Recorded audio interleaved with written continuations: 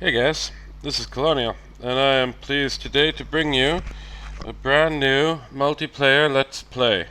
It's been a long time. My life has changed a lot, but I'm getting back into the game after some time, and I thought that doing a Let's Play would kind of give me the incentive to work on my gameplay and get a bit back. Get better at the game. I've moved now to Kenya. I live in Africa. I'm living up to my name. So you might find a few references to my wild life here in Africa, but that shouldn't affect too much of my Let's Play. So I'm playing now as New Calum, and as is tradition, I'll show you a bit around that nation, but I'm also playing a game with 36 or 39 other players, 59 other players. A big multiplayer, huge game. And it goes pretty late, and it's quite an exciting way to play the game. I'm playing quite a bit of this sort of game these days. So New Calum, of course, is the death one and the earth one. Not that good at air. This is my cap only slow to recruit. He's a key part of everything.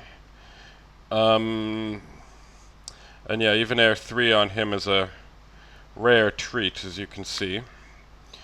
So I have strong in those paths, and then I have this guy is the same as every other age, but he's down to being cap only. So even my Air 2s are a bit scarce. On the other hand, I get death with the same rare random, but a 1 in 20% chance of death 2. I get... So my mages are a bit diverse and weak by Kalian standards. My troops, I think all Kalums these days, but this one I can really feel it. The troops are very slow for their map move. And in the late age, they are pretty weak in terms of archers, no longer any good. I still have this one here, the little lances are still on the table. So I'm kind of a bit... My troops are still kind of lousy. I have these great guys that are cap only and no wings. So I'm playing, I kind of feel like even more so the game of small raiders having to run away from the big scary troops, and I no longer have the big... My pokey center core is weaker because of the lack of air magic.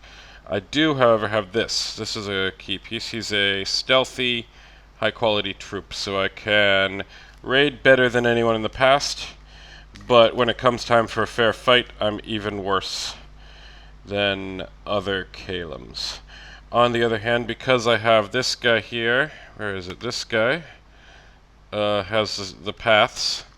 And then alongside this guy I have the forge bonus potential that I can really produce corpse constructs. And this is the best nation in the game for corpse constructs. So in the late game I start to build up walking armies of Frankenstein monsters to make up for my lack of flying armies that are able to win a fair fight. And then, when it comes time to raid, I have very good scouting raiders. I have these glass cannon raiders. I don't have anything by way of thugging. So I think it's a good nation for what I'm going for, which is this big, slow game where I can get up to a position where I can be really scary with my raiding forces, and then his slow march to my capital is extra slow because of the big size of the map, and I can basically winnow down any armies he has that actually are scary while I strangle him in the provinces. So that's more or less what I went for this game with this nation, and I had a very good time of it, and well, we'll see how well I did, won't we? In terms of my Pretender God, because it's a slow nation, these days people say that you go for an Imprisoned Rainbow or an Awake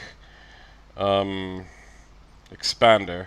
and that's just the meta. But with this particular game, a lot of us went for one of these lovely Rainbow Titans because we can afford it with the slower speed, basically. And what I went for was this particular Rainbow Titan here.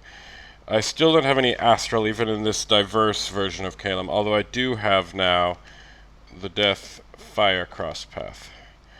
But I grabbed the Astral on account that in the late game it's going to be very useful, and I did pretty well in terms of my Astral strategy. And then I went up to the Air 4 because I don't have any decent air on my nation. And I grabbed Earth 4 as well because we have Earth. We can get Earth, Air, Elemental Staffs. This is what I went for with my magic. Now, in retrospect, my whole build was a bit light on death magic. Not only because of this, but largely because of this. And if I had to do it again, I would at least consider doing something different about the death, because I was pretty hungry for death the entire time. My 3 key paths are air, earth, and death, so I've neglected the death in exchange for the astral to try and turn it into a 4th path for me. And then with the bless, I went for a mage bless because some of my mages are holy, and I don't regret that. I think it was quite handy. I went for some precision.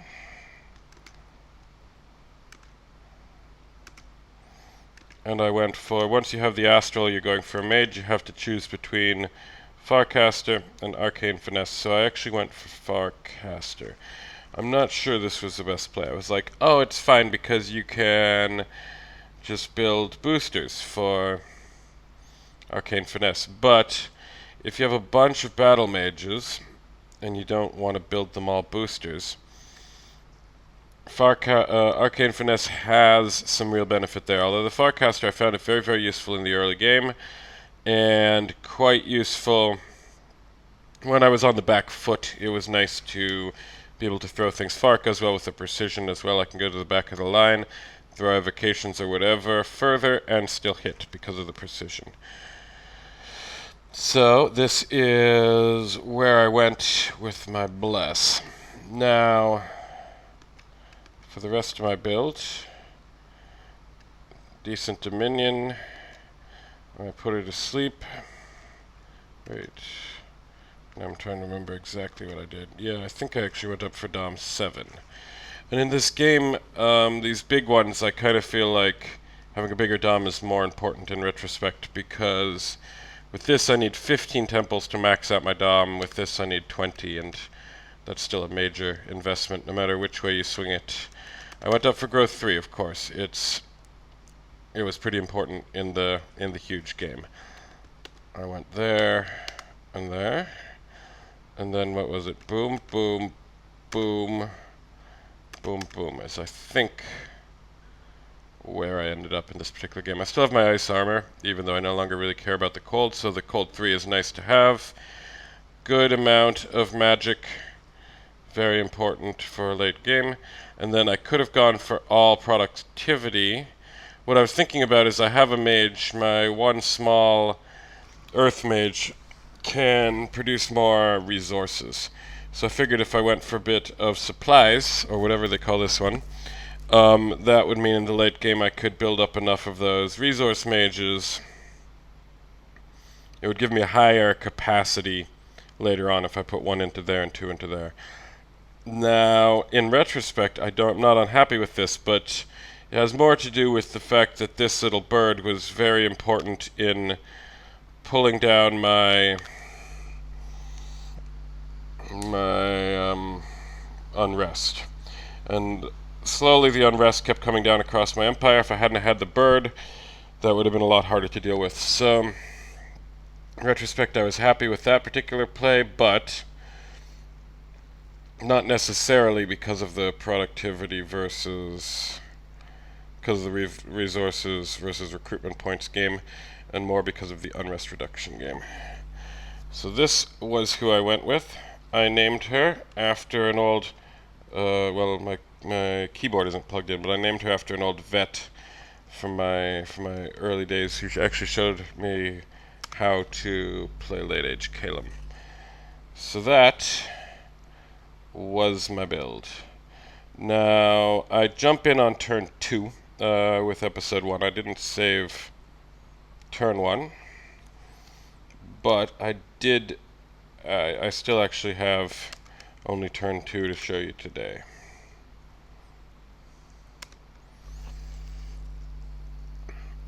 So, right out the gate, yeah, this is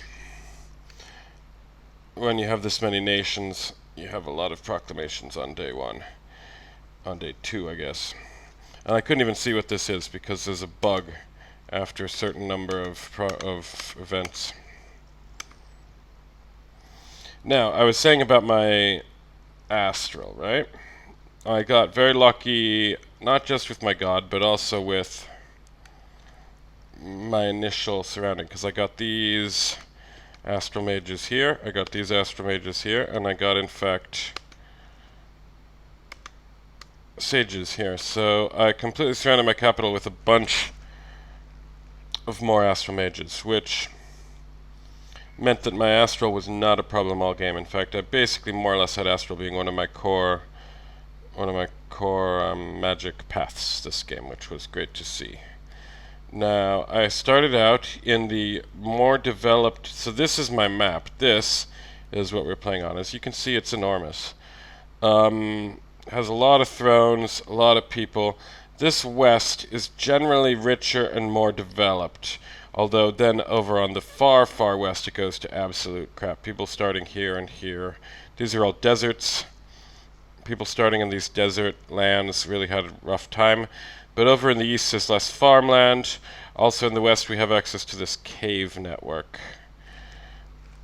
So I started next to caves. Of course, birds are not the masters of caves, so I didn't really have much of a plan in the caves, but I started next to a good few cave connections. And yeah, I also had a real campaign about these mountains, right? Because since not only do I have air as a core, but also earth as a core, mountains, of course, are where you find your sites for both air and earth. So I really campaigned in my expansion and even in my later wars to try and get mountains into my empire. And I did a pretty successful job of it. And this was the other reason why I had a problem with my Death Gem game, because the mountains were really bigging me up in earth and air. But for death, I really needed swamps. I have no swamps. I could have also gone for the caves, you know, birds, caves, frowny face.